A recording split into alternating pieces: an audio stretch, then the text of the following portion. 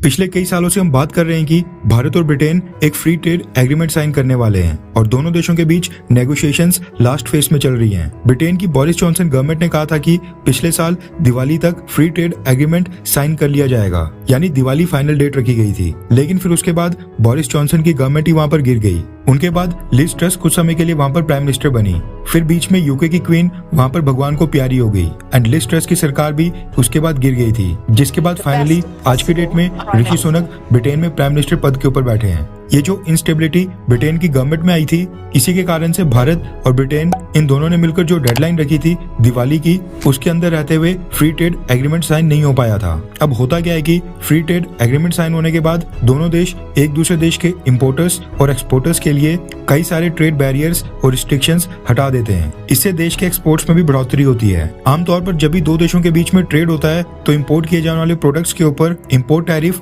यानी custom duty लगाई जाती है। फ्री ट्रेड एग्रीमेंट साइन होने के बाद ये सब कुछ हटा दिया जाता है या फिर बिल्कुल मिनिमम ड्यूटी लगाई जाती है। हालांकि आजकल के जो फ्री ट्रेड एग्रीमेंट्स होते हैं वो कम्प्लीटली फ्री नहीं होते हैं, क्योंकि सभी सेक्टर्स को ट्रेड डील में शामिल नहीं किया जाता है, खास तौर पर वो सेक्टर्स जिनको जोड़ने से उल्टा किसी देश को नुकसान हो। अब क्योंकि इनमें बिजनेसमैन को काफी फायदा होता है, इसलिए फ्री ट्रेड एग्रीमेंट के लिए सरकारों से ज्यादा बिजनेसमैन, ट्रेडर्स और कंपनीज एक्साइटेड होती हैं। एंड भारत के साथ फ्री ट्रेड एग्रीमेंट को लेकर ब्रिटेन की कंपनीज, ब्रिटिश ट्रेडर्स और वहां के बिजनेसमैन ये काफी एक्साइटेड हैं, क्योंकि उनको 140 करोड़ के लोगों की मार्केट का फ्री एक्सेस मिलने जा रहा है। भारत की पॉपुलेशन बहुत ही ज्यादा है, यानी मार्केट साइज भारत का बहुत ही ज्यादा है, यहाँ पर कंजप्शन ज्यादा है, इसलिए British businessman free trade agreement को लेकर काफी एक्साइटेड हैं। लेकिन रिसेंटली भारत और ब्रिटेन के रिश्ते खालिस्तानी एलिमेंट्स के कारण काफी प्रभावित हो गए हैं। फ्री ट्रेड एग्रीमेंट बैकफुट पर चले गया है एंड भारत सरकार ब्रिटेन को खालिस्तानी एलिमेंट्स के ऊपर कार्रवाई करने की मांग कर रही है। अब ऑब्वियस है कि अगर खालिस्तानी एलिमेंट्स को लेकर भारत और ब्रिटेन के टाइज खराब होंगे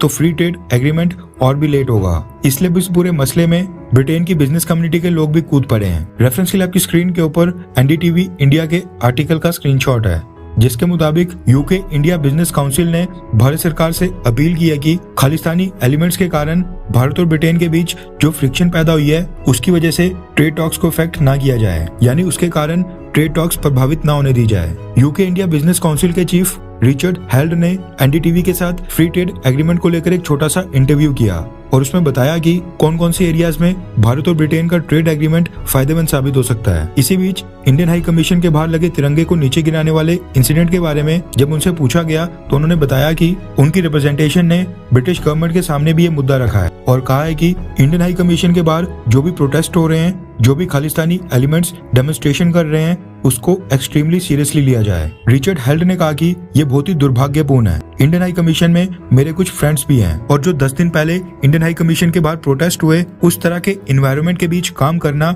उनके लिए बहुत ही मुश्किल है। हमें एक्शन लेना पड़ेगा। उन्होंने कहा कि यूके के अंदर लॉज हैं जिनके अकॉर्डिंग दोषी पाए जाने पर उनके ऊपर कार्रवाई होगी। यूके इंडिया बिजनेस काउंसिल के चीफ ने आगे कहा कि फ्री ट्रेड एग्रीमेंट को लेकर दोनों देशों के बीच 8वें राउंड की नेगोशिएशंस खत्म हो गई हैं और वो आशा करते हैं कि खालिस्तानी एलिमेंट्स के कारण भारत और ब्रिटेन के बीच ट्रेड टॉक्स ना प्रभावित हों। खैर, आपको क्या लगता है कि अगर ब्रिटिश गवर्नमेंट खालिस्तानी एलिमेंट्स के ऊपर एक्शन नहीं लेती है तो क्या भारत को भी ब्रिटेन के साथ फ्री ट्रेड एग्रीमेंट से संबंधित ट्रेड टॉक्स रोक देनी चाहिए, हाँ या फिर ना? नीचे कमेंट करके अपनी राय जरूर बताएं।